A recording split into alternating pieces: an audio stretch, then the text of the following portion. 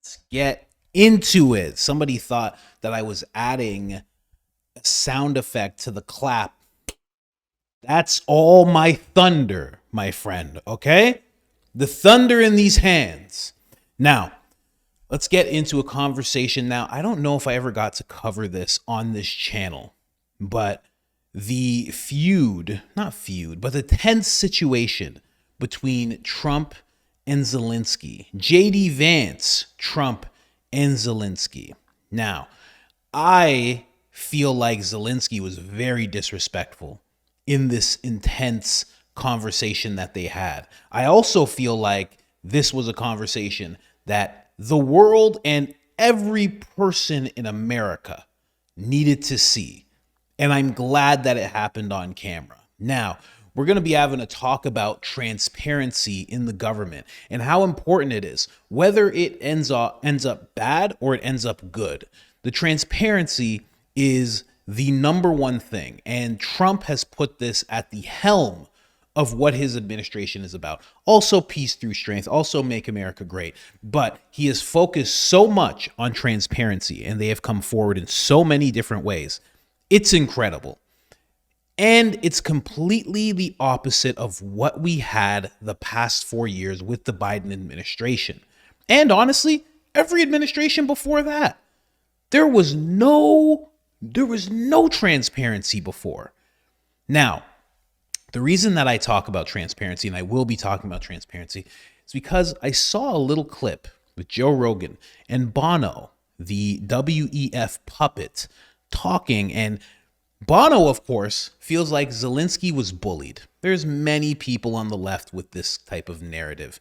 We're going to jump into that clip, and then we're going to jump into that clip, and then we're going to jump into the actual back and forth that took place between Trump, Zelensky, and J.D. Vance.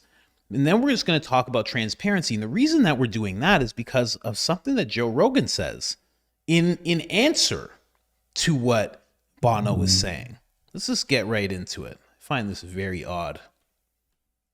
Very narrow view. Yeah. And you know, what you see going on right in Gaza is you see Palestinian people being held hostage by Hamas. It's not just the Israelis that are being held hostage by Hamas. Right. Palestinian people and the fundamentalists in Israel, in the cabinet, these far right fundamentalists. Because at a time, you remember a few years back, everything was kind of wishy-washy and kind of the new age and whatever you have in yourself. And now these strong, clear points of view have arrived. And It's the great overcorrection. it's the great overcorrection. Yeah, there's a real problem with ideology, and there's a real problem with fundamentalism, and there's a cowardice in it. And there's a cowardice in I'm the only one that's correct. There's a cowardice in not listening to any other ideas, not listening to any other positions. And we're being played against each other. Having a strong opinion is not an overcorrection. That's something that people like to see. Just saying. Other in this country. The thing about the bots and the social media stuff is it just accentuates this divide between the left and the right, which I think is mostly bullshit. Most people are good people. Most people just want to be happy and healthy and have friends and family and do what they want to do for a living and have the freedom to pursue those things. Most people aren't trying to victimize people. Most people aren't trying to destroy other people's lives and destroy society. They just want to live their life, but they're being sucked into one side or the other, which is radically opposed to each other. The great overcorrection. Did you think that President Zelensky was being bullied in that meeting in the Oval Office? Like, is that just to think about it as a playground? This is a guy, maybe his life depended, but certainly the life of many, many people he knew depend on, and he had to listen to that. Well, the whole thing is strange, right? I mean, the argument in the White House of like you don't have the right hand of cards, and you know, just the fact that this is all being done publicly is very strange, right? There's cameras and photographers. Like, I don't like live podcasts. Sometimes I've done them before, but there's something about having an audience where you're playing to an audience, having, you know, these conversations should be just a couple people in a room. That's what I think. I think that's the ones that resonate with me the most. Yeah, I just think it's the best way to do it. the way that resonates the most. I think the kind of conversation that you're going to have with a world leader shouldn't be performative. And it certainly shouldn't be with a bunch of people snapping photographs and pointing cameras and then pushing each other back and forth. You don't have the right hand of cards. This is not cards. You are playing cards, and it's just it's a crazy way. And each calling each other disrespectful. It's a crazy way to handle any world events. It's just a terrible platform for it. Yeah, just think of America, the Americans of Omaha Beach, the people who that level of courage. Yeah, and I think of these people on the front line in Europe. I mean, I haven't really spoken about Europe with you, but if America's the melting pot, I would say Europe's the mosaic. It's all these different people who speak with a different language, but are trying for one voice in Europe, which can sound like cacophony. They call it Eurobabble in Brussels. But I'm really now realizing how romantic it was. With the Enlightenment, with the Renaissance. We've got a lot to offer, and Europe's under threat, and those bots. Every election now where this candidate is pro-Europe and pro-European unity, they are just getting a storm of disinformation. And I just think, wow, but I think Europe and America are just sexier than these people. Is that a trite thing to say? But it's like they're so kind of unsexy. Sorry, I have driven up. Unromantic. It's amazing that he doesn't realize he's talking about himself. It's incredible he doesn't realize he is one of those unsexy people that's trying to guide and control America, Europe. It's very interesting that he doesn't realize that, with his hand on his head, like, oh, is that contrite to say? The Renaissance. Very, very wild. I didn't know this about Bono. When I first saw this episode come out, I was like, it's just going to be heavy about music, and that's just what it's going to be, and they're just going to talk about music a lot. I didn't realize how controlled this guy was, how much of a globalist this guy was, how much elitist talking points that this guy was going to move into this conversation with. And, God bless Joe Rogan. He does a great job in the podcast, but when it comes to stuff like this, because he doesn't want to heads, because you don't want to just have like a straight up negative, shutting down Bono. It's like, no, they're only at this point, they're only an hour into the 3.5 hour conversation. It's like, okay, well, obviously you want to still, have good terms so you can, start hearing about the music more, hearing about stories that he has. But for your response to be, this shouldn't be happening. Things like this shouldn't be happening. Like, to what he's saying things like this shouldn't be live because Trump did this live. He didn't know it was going to happen, right? And that, again, people come with this whole thing of him being bullied, but you can see Zelensky is very, very disrespectful throughout the whole thing. I'm going to play this in a second, but Rogan's saying it shouldn't be live. These two shouldn't be saying what they want to say, as well as Zelensky. They shouldn't say what's on their mind, shouldn't say what they think, and that somehow this is a bad platform. This is exactly what should be happening worldwide. Worldwide, this should be happening. Live interactions so people can see. It's funny that Rogan would say that, because the reason people are going to start to say, I don't know what I think about a candidate until I see this person on Joe Rogan's podcast, is because Joe Rogan's not live, but they know an unedited 3-hour conversation is as live as it's going to get, besides what Trump does already. It's pretty like Rogan's not going to cut out a chunk for you. He's not going to do anything like that. They know when they see that 3 hours that they saw something that was real. And that's what people want to see when these live interactions happen. So it's like, how could you think it's a bad platform? It's as close to Rogan's platform as it gets. I don't know. That's just what I'm thinking. I'm going to play this tense conversation that they have for you guys right here so you can see, I don't know. And I'm biased. I'm saying Zelensky wasn't bullied. I'm saying Zelensky was disrespectful, but you can take it for yourself. United States of America, we had a president who stood up at press conferences and talked tough about Vladimir Putin, and then Putin invaded Ukraine and destroyed a significant chunk of the country. The path to peace and the path to prosperity is maybe engaging in diplomacy. We tried the pathway of Joe Biden of thumping our chest and pretending that the President of the United States' words mattered more than the President of the United States' actions. What makes America a good country is America engaging in diplomacy. That's what President Trump is doing. Can I ask you? Sure. Yeah? Yeah. Okay. So he occupied our... I just have to say, this is the beginning of the intense, heated interaction. JD did not start this. JD was talking to a reporter. He finished what he was saying. They could have moved on. Zelensky is now saying, can I ask you? Can I address you in what you just said? He didn't have to do that. Big parts of Ukraine, part of East and Crimea. So he occupied it on 2014. So during a lot of years, so I'm not speaking about just Biden, but those time was Obama, then President Obama, then President Trump, then President Biden, now the President Trump, and God bless, now President Trump will stop him. But during 2014, nobody stopped him. He just occupied and took. He killed people. You know what the contact line? 2015. 2014. 2014 and 2015. 2014. Yeah. So I was not here. Yeah, but That's exactly right. Yes, but during 2014 till 2022, yeah, the situation the same. The people have been dying on the contact line. Nobody stopped him. You know that we had conversations with him, a lot of conversation, my bilateral conversation, and we signed with him, me, like a new president.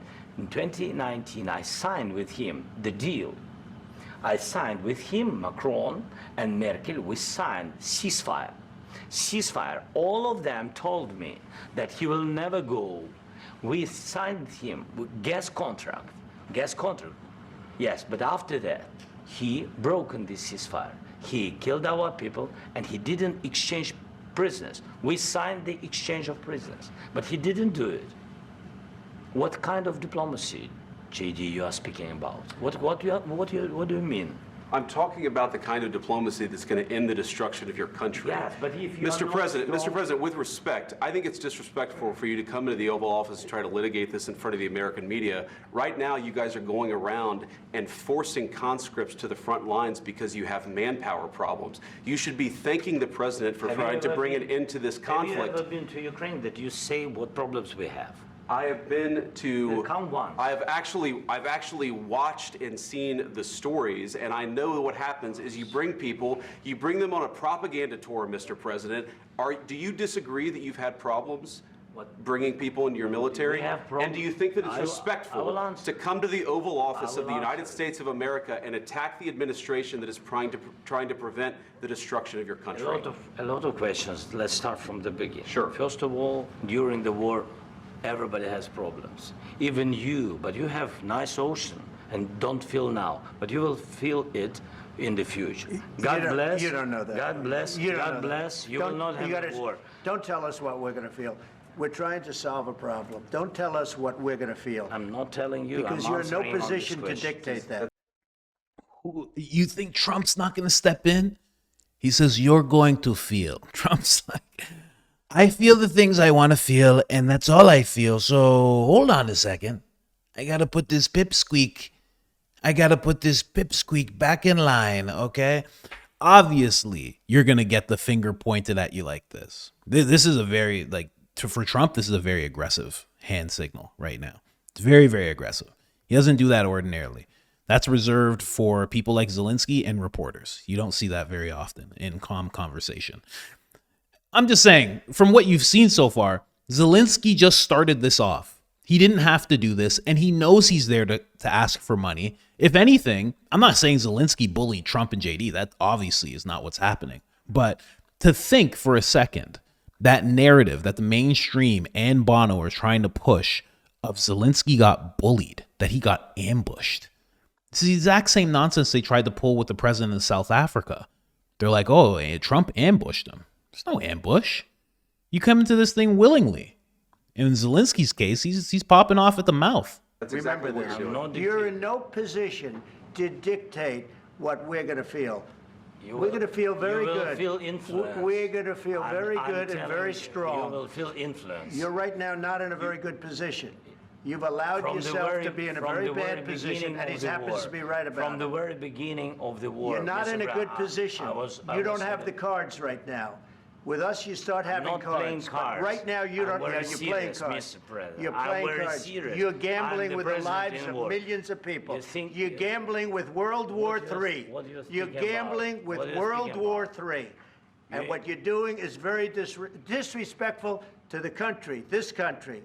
That's back to you. Far more than a lot of people said they should have. Have you said thank you once? This entire meeting? No, in this entire meeting, have you said thank you? You went to Pennsylvania and campaigned for the opposition in October. Offer some words of appreciation for the United States of America and the president who's trying to save your country. Please, you think that if you will speak very loudly about the war, you can... He's not speaking loudly. He's not speaking loudly. Your country's in big trouble. Can I Wait a answer? minute. No. You've done a lot of talking. Your country is in big trouble. I know. You're not winning. know. You're not winning this. You have a damn good chance of coming out okay because of us. Mr. President, we are staying in our country, staying strong from the very beginning of the war. We've been alone, and we are thankful. I said thanks you haven't in been this alone. cabinet, You and haven't not been only alone. in this cabinet. We gave you, through I this said stupid president, $350 billion. You voted we gave for you your military equipment, and your voted men for are your brave, president. but they had to use our military. What about West? If you didn't have our military equipment, if you didn't have our military equipment, this war would have been over in 2 weeks. In 3 days, I heard it from Putin. In 3 days, this is something maybe new. less. In 2 weeks, of course, yes. It's going to be a very hard thing to do business like this. I tell you. Just say thank you. I said a lot of accept times that American people. accept that there are disagreements, and let's go litigate those disagreements rather than trying to fight it out in the American media when you're wrong. We know that you're wrong. But you see, I think it's good for the American people to see what's going on. I understand, sir. I think it's very important. That's why I kept this going so long. You have to be thankful. You don't have the cards. Thankful. You're buried there. Your people are dying. tell you You're again, running I low know. on soldiers. Don't please, you're running Mr. low on President. soldiers. It would be a damn good thing. Mr. And then President. then you tell us, I don't want a ceasefire. I don't want a ceasefire. I want to go, and I wanted this. Look. If you could get a ceasefire right now, I tell you, you take it so the bullets stop flying and your men stop getting killed. Of course, we want to stop the war. But you're saying you don't want a ceasefire. But I said to you, I want a ceasefire. with guarantees. Because you'll get a ceasefire faster than an agreement. Ask our people about ceasefire, what they think. That wasn't doesn't with matter me. for you what- That what wasn't this with me. means. It That was wasn't with with you. a guy named Biden, who was not a smart person. This That is was your, with, this that was is with your Obama. president. It was your president. Excuse me. That was with Obama, who gave you sheets, and I gave you javelins. Yes. I gave you the javelins to take out all those tanks. Obama gave you sheets. In fact, the statement is Obama gave sheets and Trump gave javelins. You got to be more thankful, because let me tell you, you don't have the cards. With us, you have the cards. But without us, you don't have any cards. Caitlin, I do want to. Just amazing. Just amazing. Such an amazing moment in politics. And again, going back to what Rogan was saying, talking about how this is not the type of thing that you want. This is a bad platform. I think the complete opposite. Even Trump said, he's like, I think it's good for the American people to see it. Of course, you haven't had any transparency at all. You don't even know who was president in the past 4 years. Now they're starting to speculate that Elizabeth Warren was the one controlling the auto pen. People are starting to speculate that. They're now having to bring in aides. Biden's aides are going to have to testify as to who was running the auto pen. Jill Biden is very well going to have to testify about who was running the country, actually. You got no transparency. Kamala Harris was installed, and the New York Times put out an article and said she made 100 phone calls in the dark of the night and she secured this position. It's like, what? What phone calls? What? What phone calls? She calling the American people? She was just calling people's households? Is that what she was doing? No.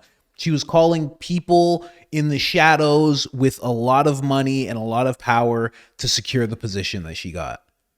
You don't get to hear any of that. Transparency is so key. So key. And the thing is, shout out to Zelensky as well. He said what was on his mind. You know, I don't agree with what he was saying, but he was saying what was on his mind.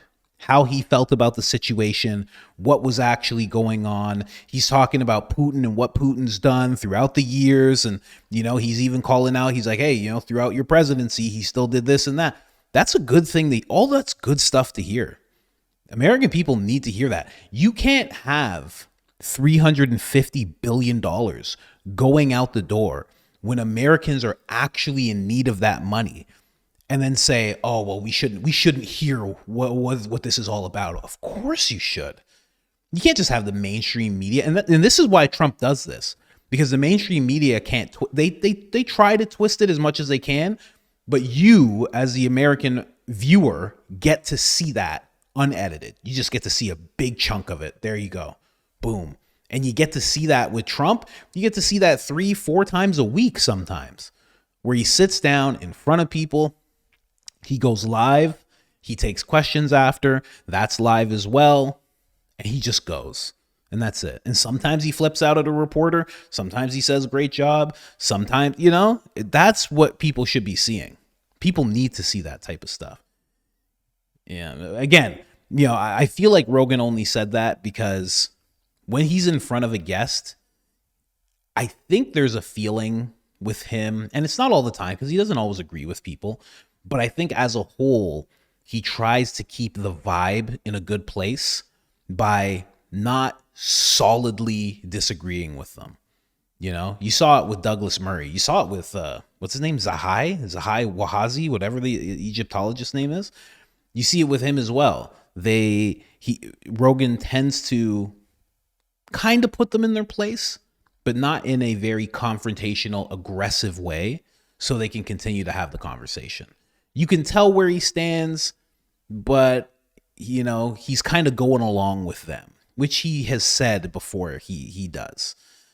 I just think this is a clear, you could easily shut this down and just say, no, Zelensky was not getting bullied. But, you know, where would I be if Joe Rogan just did that? You know what I mean? But transparency, man. Transparency is the key to this administration, the key to the trust that they have. People get to see this in full. You get to know exactly what was said. And listen, you know what it is right now. It's 2025. It's June 1st.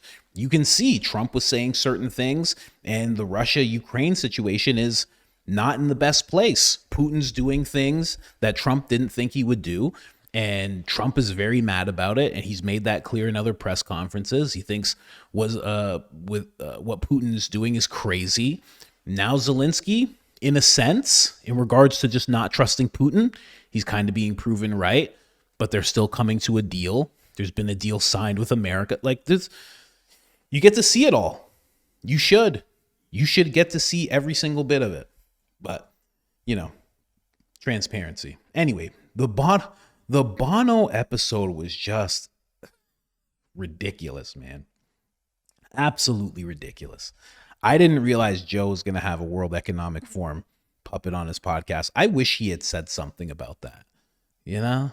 I mean, I just did an episode about it the other day where I showed Bono with George Soros. They're sitting down having a meeting together. Bono with Bill Gates. Bono with Klaus Schwab. The guy's a write-off. You're a write-off once you do all that. You're a write-off, obviously. But that's me saying that after the whole thing. Joe's not going to be able to just call someone a write-off and kick him out of the show after 20 minutes, you know? Anyways, guys, just wanted to show you that. Let me know what you think about the Zelensky and Trump situation that's going on here and the current situation between Russia and Ukraine. And let me know what you think about this whole thing. Did this age well? Did this age poorly? Let me know in the comments. I'm out.